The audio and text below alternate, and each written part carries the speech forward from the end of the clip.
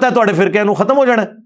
یہ تو میرے نبی کا انقلاب ہے, ہم تو ان کے ادنا سپاہی ہیں, یہ تو جاری رہے گا انشاءاللہ تعالی. تو گالیاں دینا اس طرح کرنا بھی علمی رد کرو, آؤ بات کرو. میں تو ان کو اکیڈمی میں دعوت دے چکا ہوں کہ آپ تشریف لائیں. ان کے کئی نمازی ریورٹ ہو کے میری اس اکیڈمی میں آ چکے ہیں سیالکوٹ سے. میں نے ان کے ہاتھوں سلام بھی بھجوایا ان کو کہ تشریف لائیں ادھر, بتائیں میری غلطی کیا ہے, قرآن و سنت کی روشنی میں, جذباتی باتیں نہیں کہ پیچھے آپ رو میوزک چلا دیں اور آپ سمجھیں کہ آپ کی بات جسٹیفائی ہو جائے گی. ابھی اگلے دن ایک کلپ ان کا آج کل بڑا وائرل ہوا ہے جس میں وہ ایک کسی بزرگ کا واقعہ سنا رہے ہیں کہ وہ بحری جہاز میں سفر کر رہے تھے, ٹھیک ہے جی. تو وہ جہاز کے کیپٹن سے پوچھنے لگے کہ کبھی کوئی اللہ والا بھی ملا ہے. انہوں نے کہا جی 2 اللہ والے ملے ہیں. کہانیاں ہمارے بزرگوں نے کوئی لطیفے نہیں لکھے جی. یہ کتاب ہے تذکرہ غوثیہ, یہ غوث علی شاہ صاحب رحمۃ اللہ تعالی علیہ کے ملفوظات. آپ فرماتے ہیں میں حج کرنے کے لیے گیا اور میں بمبئی بندرگاہ سے بحری جہاز پہ بیٹھا. کہتے اسی طرح جہاز بمبئی بندرگاہ سے نکلا, تھوڑا سا جہاز آگے گیا ہوگا تو ایک بابا جی آگے اور آ کے میرے والد صاحب کو کہتے ہیں مولوی صاحب یہ تو بتائیں جدہ کب آئے گا. تو کہتے ہیں میرے والد صاحب مسکرا کے کہنے لگے بزرگوں وہ یہ تو جہاز بمبئی بندرگاہ تو چلے آئے 11 دن لگنے نے پھر جدہ آئے گا. کہتے ہیں وہ بابا جی چلے گئے, اثر پڑھ کے پھر آئے, وہی سوال. میرے والد صاحب کا بھی وہی جواب, پھر چلے گئے, مغرب پڑھ کے پھر آئے, پھر وہی سوال. کہ اس دفعہ میرے والد صاحب بھی غصے میں آ گئے, کہنے لگے بابا جی گل نہ کریے, بار بار نہ ہو میرے گھر, میں تو 11 دن تو پہلے لیا نہیں سکتا, جو تسی لیا سکتے ہو تو لے آؤ. کہتے ہیں وہ بابا جی میرے والد صاحب کو کہتے ہیں پھر سب سے پہلے کون سی بندرگاہ آئے گی. کہتے ہیں میرے والد صاحب نے کہا مکھا, پھر کون سی آئے گی حدیدہ, پھر کون سی آئے گی عدن, پھر کون سی آئے گی. میرے والد صاحب نے کہا جدہ. تو بابا جی کہتے ہیں پھر دیکھو جدہ آ گیا جی. تذکرہ غوثیہ, ہمارے بزرگوں نے کوئی لطیفے نہیں لکھے جی. بہرحال مختصر یہ کہ انہوں نے کہا جی وہ ایک اللہ والا تھا, وہ بار بار آ کے میرے ابا جی جو اس وقت کپتان تھے ان سے پوچھتا تھا کہ بھی ہاں جی کتنی دور رہ گیا جی جدہ, کیونکہ جدے کے ساحل کے اوپر جا کے وہ بحری جہاز نے رکنا تھا. تو وہ پھر بڑے تنگ ہوئے, تو الٹیمیٹلی جو انہوں نے اس کے ساتھ ڈسکشن کی تو اس نے کہا اے پھر جدہ آ گئی, تو جدہ پہنچ بھی گئے, حالانکہ وہ ابھی جدہ بڑی دور تھا. تو انہوں نے جب پوچھا لوگوں سے, واقعی جدے پہنچ چکے تھے. سرکار اس طریقے سے کوئی ٹریول کر سکتا ہے؟ اللہ سے ڈر جائیں. اور میرا معصومانہ سوال ہے, آپ کے سارے بزرگ بحری جہازوں میں جاتے تھے جب حج اور عمرے کے لیے, تو آپ تو کہتے ہیں بزرگوں کا مقام بہت بلند ہے. اگر ویل مچھلی تیر سکتی ہے, شارک مچھلی تیر سکتی ہے, تو آپ کے بابے سمندری راستے تیر کے کیوں نہیں وہاں پہنچتے تھے؟ ہاں آئے ہو نا داڑ تھلے ہوں.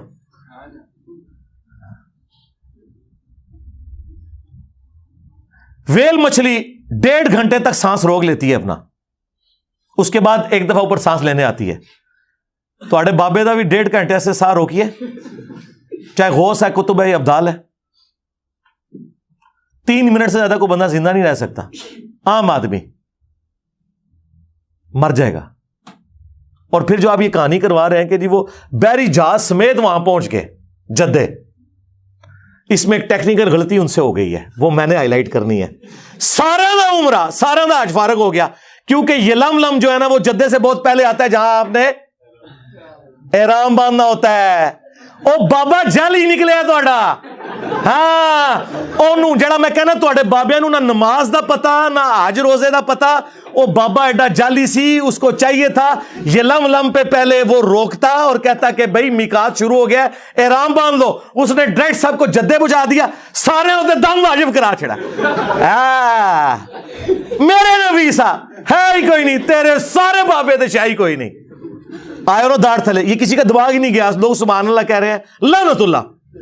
سارے ہوتے دم واجب کرواتا انہیں, کیونکہ جدے پہنچ گئے تو یہ لم تو گزر چکا ہے. جدے پہنچ گئے تو آپ باندھ ہی نہیں سکتے احرام, اور اگر باندھیں گے تو ہر بندے نے لا اللہ قربان. اور بابا نے الٹا مصیبت پہ گئی.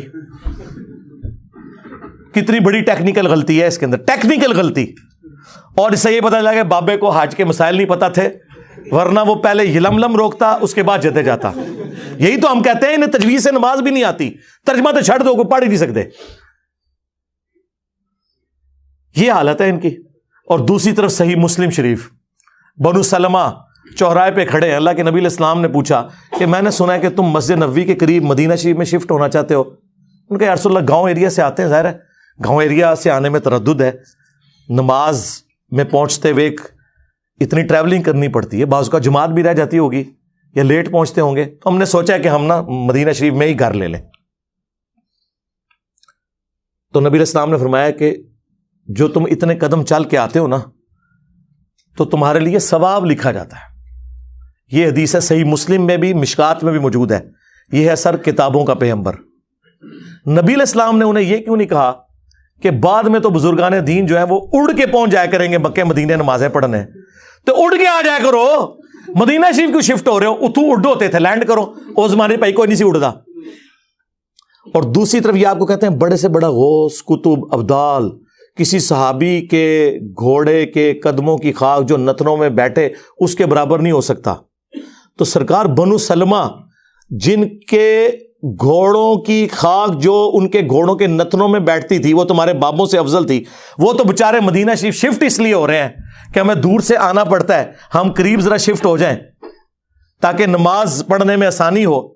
ان کو تو حضور نہیں کہہ رہے اڑ کے آ جاؤ, یا وہ سوچ لے کہ اگر اڑ کے آ سکتے تو بےچارے یہ کام نہ کرتے. اس زمانے میں کوئی نہیں تھا اڑتا. اس کا مطلب یہ بعد میں ساری کہانی ہے. انجن روک دیتا جی, انجن بڑھایا بھی ہے کسی نے, روکنے نہیں رہے ہو. نہ تواڈے کولوں انجن بنیا نہ تواڈے کولوں بحری جہاز بنیا. یہ بابے صرف روکتے ہی رہے. وہ جی اوپر نگاہ ماری 7 آسماناں تو تے عرش تے, تھلے نگاہ ماری 7 زمیناں کراس, تیل بھی کراس. تیل تو آج سے 200 سال پہلے, مشکل 200 سال پہلے 1853 میں پہلی دفعہ وہ تیل کا کنواں پنسلوینیا میں امریکہ میں نکلا.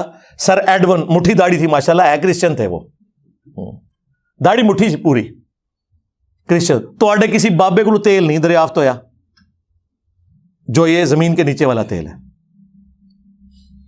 یہ میں اس لیے کہہ رہا ہوں کہ ان کا دعویٰ ہے کہ بزرگ دیکھ لیتے ہیں. ہمارا یہ دعویٰ ہے کہ دنیا بقدر ایفرٹ ہے. ہمارے نبی نے تو ہمیں پہلے ہی بتا دیا, صحیح مسلم میں اوپر تلے 4 احادیث ہیں. وہ تعبیر نحل والا جو واقعہ ہے, وہ نر اور مادہ کا جو ملاپ کرواتے تھے کھجور کے لیے, وہ آج بھی سلسلہ جاری ہے. نبی علیہ السلام پاس سے گزرے, آپ نے فرمایا اگر یہ نہ کرو, تو انہوں نے اس کو حکم سمجھ لیا. حالانکہ حضور نے مشورتاً یہ بات پوچھی تھی.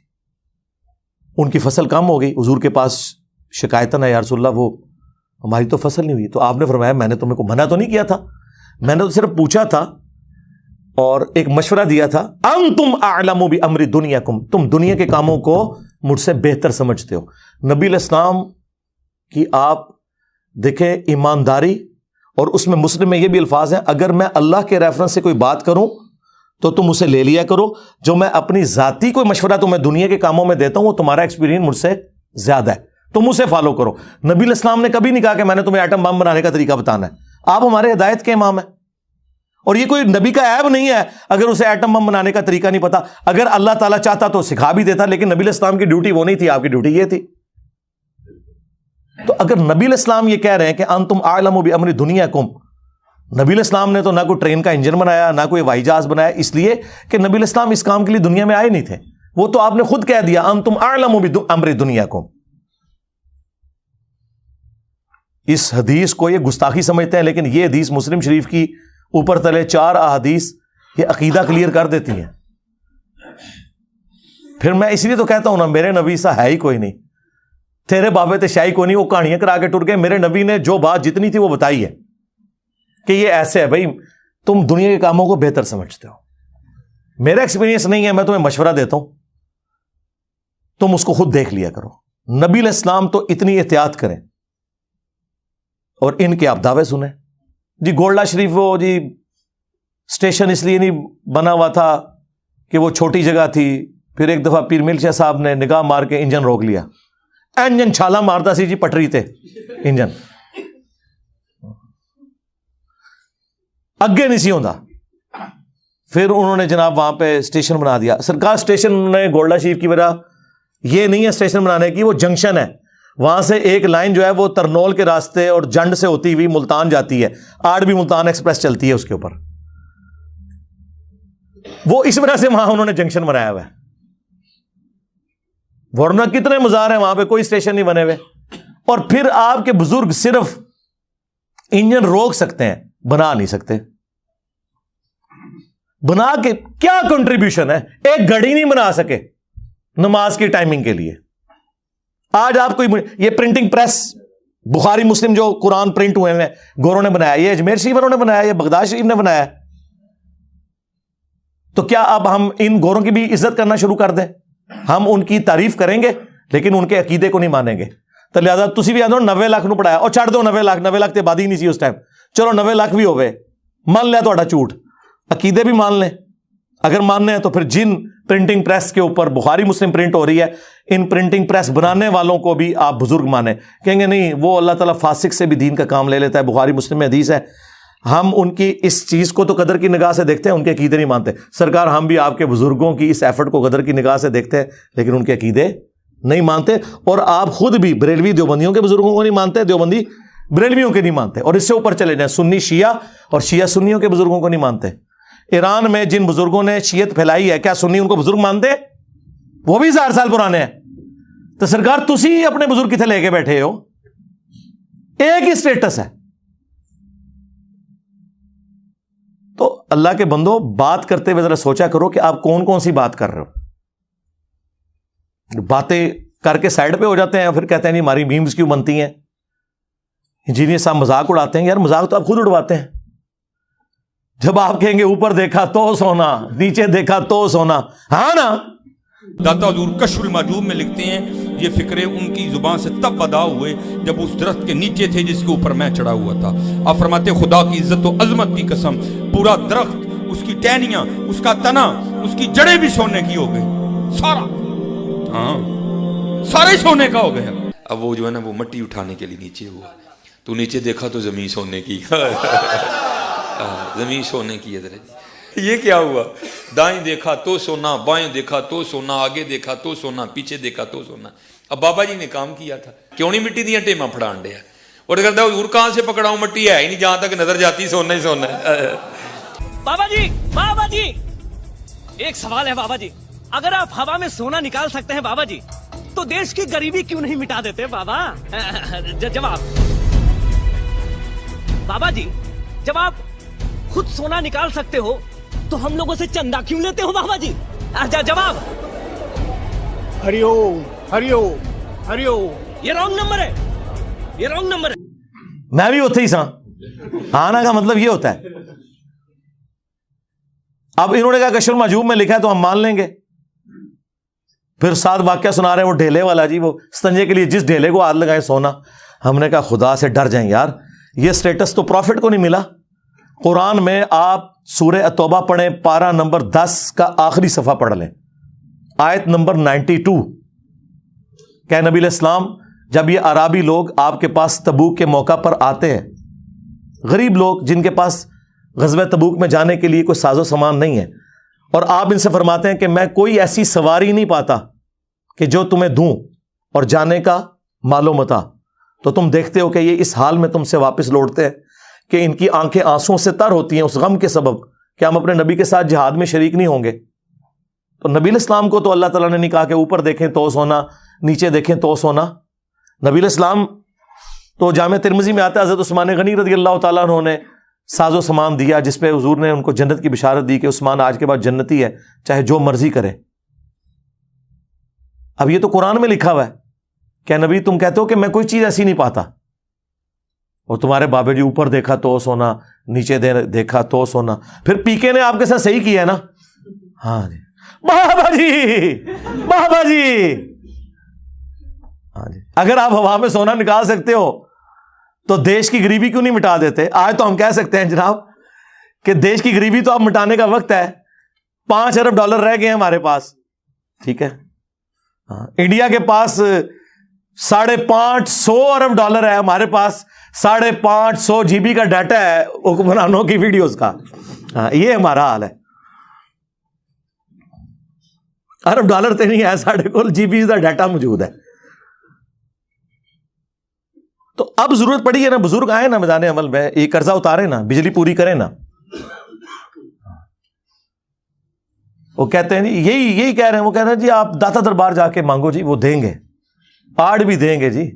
پھر میں نے ان کی پوری طبیعت صاف کی تھی, یہ خدا کے لیے اس طریقے سے قرضے اترتے ہیں. جو دربار خود چندوں پہ چل رہا ہے, آج وہاں پہ نذرانے دینے لوگ بند کر دینا. یہ جو کہہ رہے ہیں بابا اتنے لوگوں کو پال رہا ہے, بابا نہیں پال رہا, وہ چندے پال رہے ہیں. آج چندوں پہ پابندی لگے. میں دیکھتا ہوں بابا وہاں پہ لنگر چلا کے کوئی بتائے. آپ کے چندوں سے آپ کا استحصال کرتے ہیں یہ لوگ, اور پھر بزرگی بھی آپ سے ویل کر رہے ہوتے ہیں. آپ اندازہ کریں ان لوگوں کا, کہانیاں ان کی سن لیں. تو ہر وقت کہانی سنانے کے اوپر ان کا زور ہوتا ہے. تو میں نے بارہا انہیں کہا ہے کہ اللہ کے بندوں دین سیکھیں, کبھی بھلانا ہمیں بھی. یہ کیا ہوا, تیرا کیمرہ, تیرے لوگ, تیری کتابیں. اب انجینئر مرزا محمد علی کو کیا پتا بابا ہوتا کیا ہے. وہ تو اس کو تو حضرت جی جو پیچھے سے پیسے آ رہے ہیں نا, اس کو تو وہ نظر آ رہا ہے. اس کو کیا پتا بابا ہوتا کیا ہے.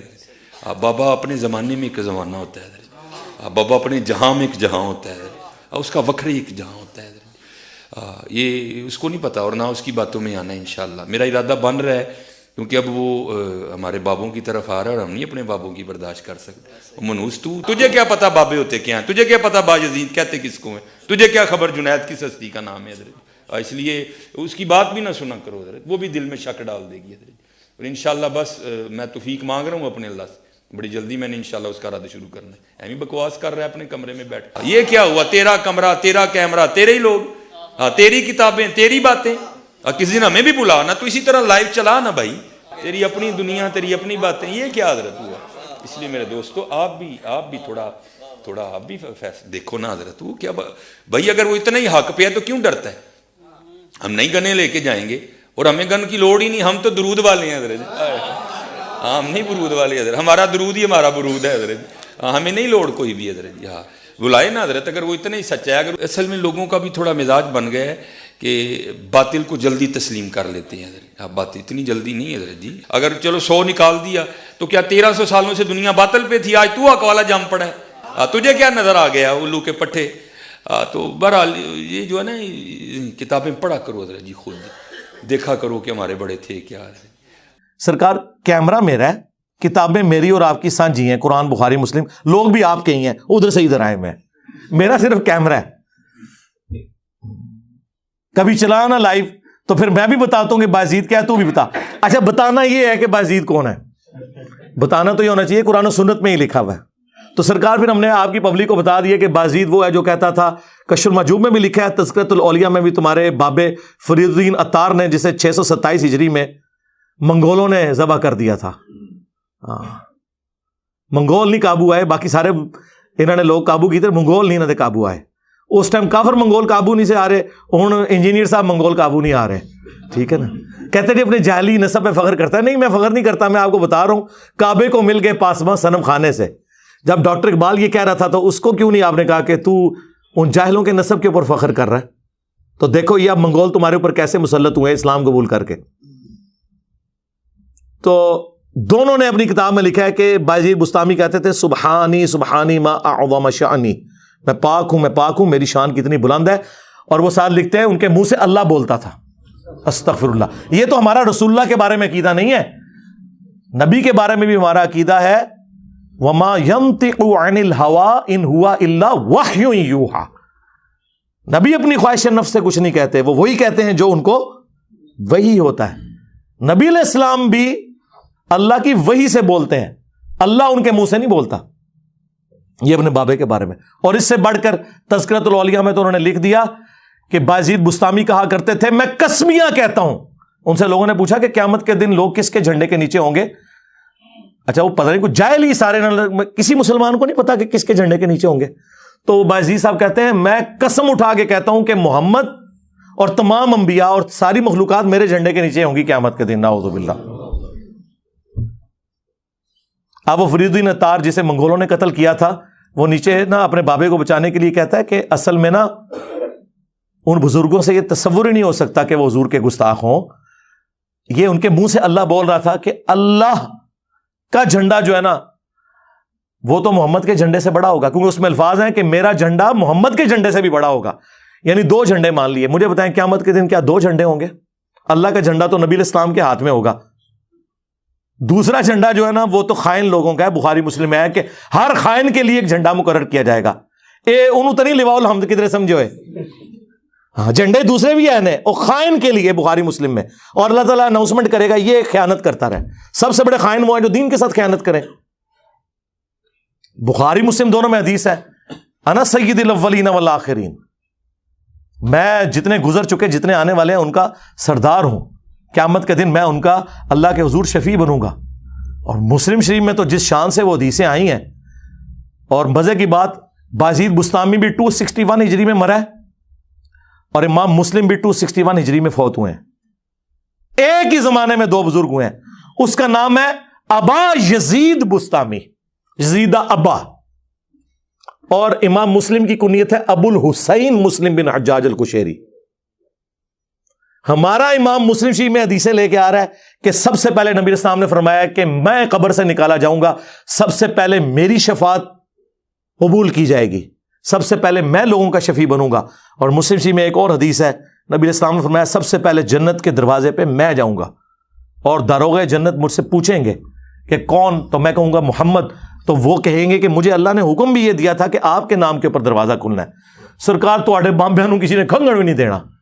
ٹھیک ہے, اللہ تعالیٰ آپ لوگوں کا حشر انہی کے ساتھ کرے, اور ہمارا حشر اپنے محبوب صلی اللہ علیہ وآلہ وسلم, ان کے جانثار اہل البیت صحابہ کرام اور خلفائے راشدین کے ساتھ کرے رضی اللہ عنہم اجمعین وعلیہم السلام اجمعین, آمین. صلوا علی محمد وآل محمد, اللہم صلی علی محمد وعلی آل محمد واصحاب محمد وازواج محمد اجمعین الی یوم الدین, آمین.